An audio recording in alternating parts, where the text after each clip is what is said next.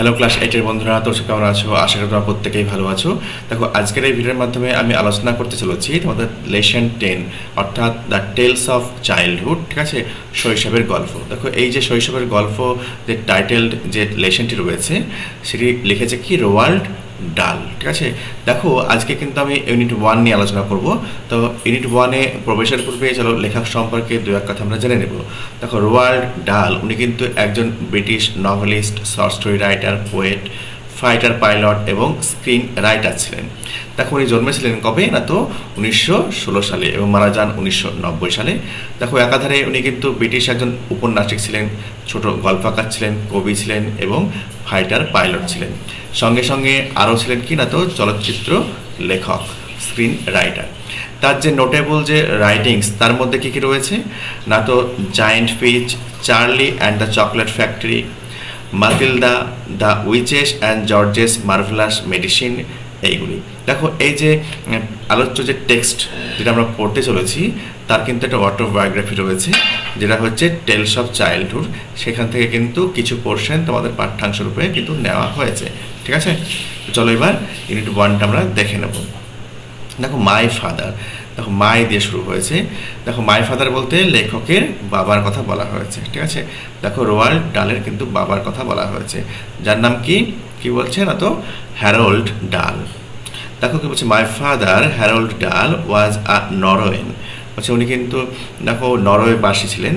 Who came from a small town, যিনি কিন্তু এসেছিলেন একটা ছোট্ট শহর নেয়ার অসলো, অসলোর কাছে, যেটা কিন্তু পরিচিত ছিল কীভাবে কি নামে তো সার্ফবার্গ নামে। ওকে, দেখো বলছে আমার বাবা একজন নরওয়েবাসী ছিল যে কিন্তু অসলোর কাছে একটা ছোট শহরে এসেছিল যার নাম সার্ফবার্গ। ওকে, দেখো হিজ ওন ফাদার অর্থাৎ বাবার বাবা অর্থাৎ দাদুর কথা বলা হচ্ছে। His own father my grandfather কি বলছে was a fairly prosperous merchant who owned a store in Sarpsborg and traded in just about everything from cheese to chicken wire. দেখো, আমার দাদু কিন্তু একজন ব্যবসায়ী ছিলেন। ঠিক আছে, দেখো একজন প্রসপারাস মার্চেন্ট বলা হয়েছে অর্থাৎ একজন সফল ব্যবসায়ী। ঠিক আছে, যার কিন্তু একটা স্টোর ছিল, স্টোর বলতে একটা দোকান ছিল। ঠিক আছে, কোথায় দোকানটা ছিল? সার্ফবার্গে। দেখো, যিনি কিন্তু বিক্রি করতেন সব কিছু। দেখো, চিজ থেকে কিন্তু মুরগি বিক্রি করা অর্থাৎ মুরগি রাখার যে তারের যে জালি যে নেট দিয়ে যে জিনিসটা হয় চিকেন ওয়্যার বলছে সেটাও কিন্তু উনি বিক্রি করতেন। My father had lost an arm when he was 14। দেখো, আমার বাবার বয়স যখন 14 বছর ছিল তখন কিন্তু বাবা কিন্তু তার একটা হাত কিন্তু হারিয়েছিল। ঠিক আছে, but had become a successful ship broker. দেখো, ব্রোকার কথার অর্থ হচ্ছে দালাল, কিন্তু একজন সফল দেখো জাহাজ দালাল হয়েছিল।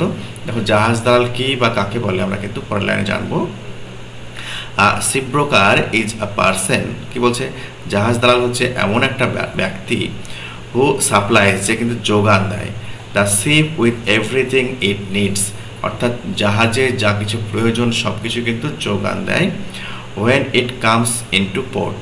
দেখো, যখন জাহাজটা বন্দরে ভিড়ে বা বন্দরে নোঙর করে তখন কিন্তু জাহাজে যে সমস্ত জিনিস প্রয়োজন সমস্ত কিছু কিন্তু যোগান দেয় শিপ ব্রোকার। কী কী জিনিস যোগান দেয়?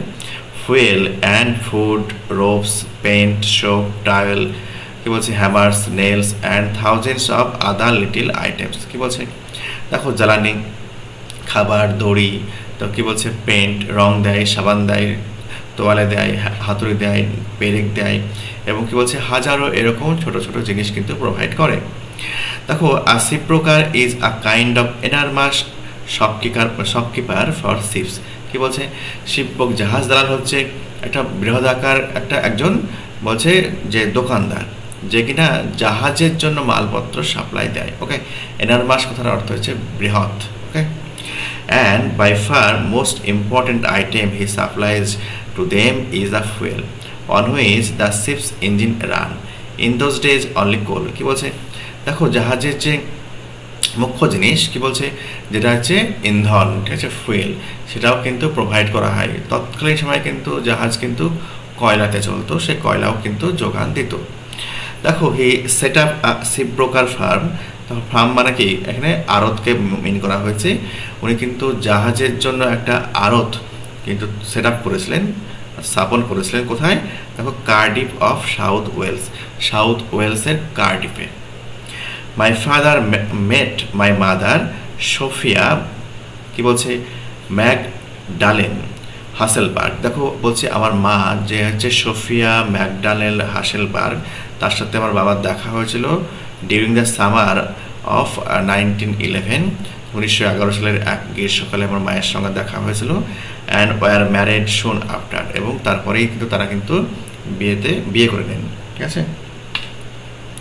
দেখো ইন 1918 অর্থাৎ 1918 সালে ওয়েন আই ওয়াজ 2, যখন লেখকের বয়স 2 বছর মাত্র, উই অল বলতে এখানে সমস্ত পরিবারের সদস্যবৃন্দদেরকে বলা হচ্ছে, moved into an imposing country mansion. কি বলছে দেখো কান্ট্রি কথার অর্থ হচ্ছে গ্রাম, কান্ট্রি মানে দেশও হয়, কান্ট্রি মানে আবার গ্রামও হয়।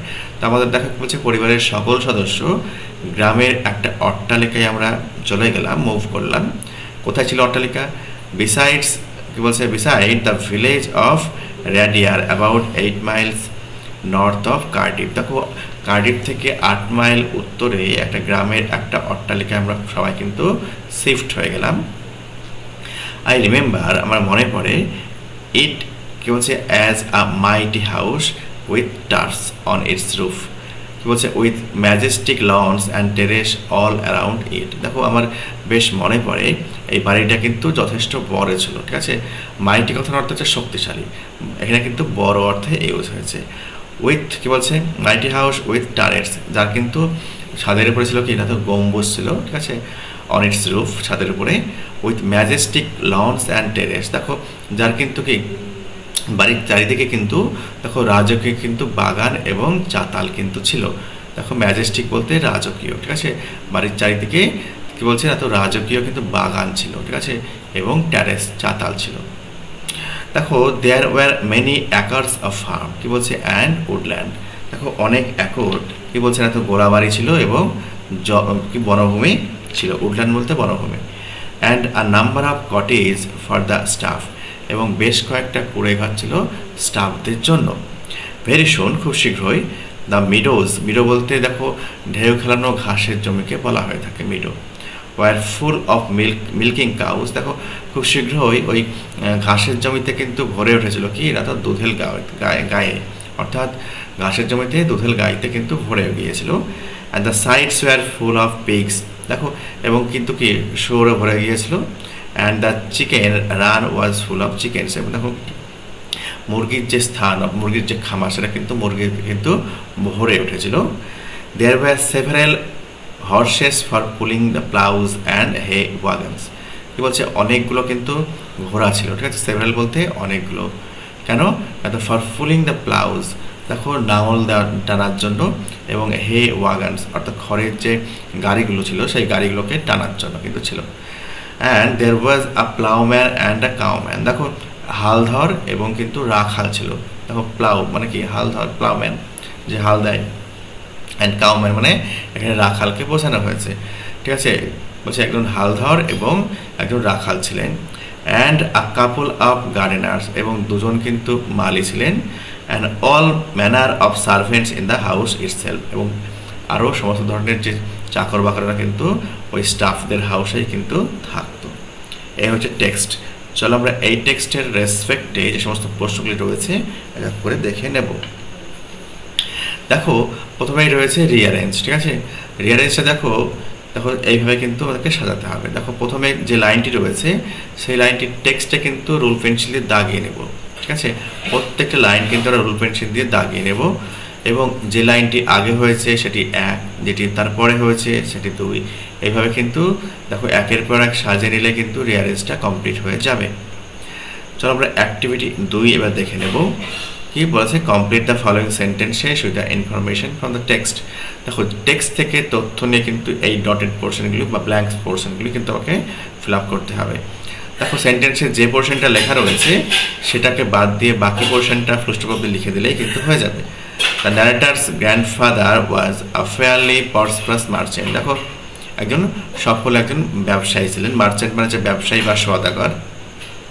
কি বলছে, Harald Dahl had lost an arm when he was 14, দেখো কি বলছে লেখকের বাবা, যার নাম হচ্ছে হ্যারল্ড ডাল, উনি কিন্তু তার এক হাতকে হারিয়েছিলেন যখন তার বয়স ছিল 14 বছর। দেখো সি নম্বরে খেয়াল করো, ship broker is a person. দেখো জাহাজ দালাল হলো এমন একজন ব্যক্তি যে কি করে, তাদের সাপ্লাই করে শিপকে, জাহাজকে হোয়াট ইট নিড, অর্থাৎ এভরিথিং ইট নিডস, যা কিছুই প্রয়োজন, when it comes into port, যখন জাহাজ বন্দরে ভিড়ে তখন কিন্তু সব কিছু কিন্তু যোগান দেয়। তো শিপ ব্রোকার হচ্ছে সেই ব্যক্তি। ওকে, নেক্সট দেখো, in the country mansion beside the village of Radyr there was. কি বলছে, দেখো রেডিয়ার যে গ্রাম, সেই গ্রামের যে পাশে যে গ্রামের যে অট্টালিকা, দেখো সেখানে কি ছিল, দেখো many acres of farm and woodland. দেখো অনেক একর গোলাবাড়ি ছিল বা খামার ছিল এবং উডল্যান্ড ছিল, বনভূমি ছিল। ওকে, চলো অ্যাক্টিভিটি 3তে আমরা দেখে নেব। Do you think that the narrator was happy living in the imposing mansion? তুমি কি মনে করো ন্যারেটার খুব খুশি ওই আকর্ষণীয় অট্টালিকাতে বাস করার জন্য? দেখো, the narrator has described the mansion in a way, দেখো ম্যানশন বলতে অট্টালিকা, এমনভাবে বর্ণনা করেছেন হুইচ অ্যাম্পলি সাজেস্ট, যেটা প্রচুরভাবে সাজেস্ট করে that he was happy living in it, সেটা কিন্তু উনি কিন্তু ওখানে সাজেস্ট করছেন বেশ আনন্দেই কিন্তু উনি ছিলেন। ঠিক আছে, দেখো এই হচ্ছে ইউনিট 1-এর তোমার প্রশ্ন উত্তর পর্ব। আশা করি তোমাদের ভিডিওটি ভালো লেগেছে। পরের আমি ভিডিওতে কিন্তু এর সেকেন্ড পার্টটা দেখো একদম রিডিং প্লাস প্রশ্ন উত্তর নিয়ে কিন্তু হাজির হব। দেখো যদি ভিডিওটি ভালো লেগে থাকে একটা লাইক দিয়ে এবং সাবস্ক্রাইব করে অবশ্যই আমার পাশে থেকো। ভালো থেকো, সুস্থ থেকো।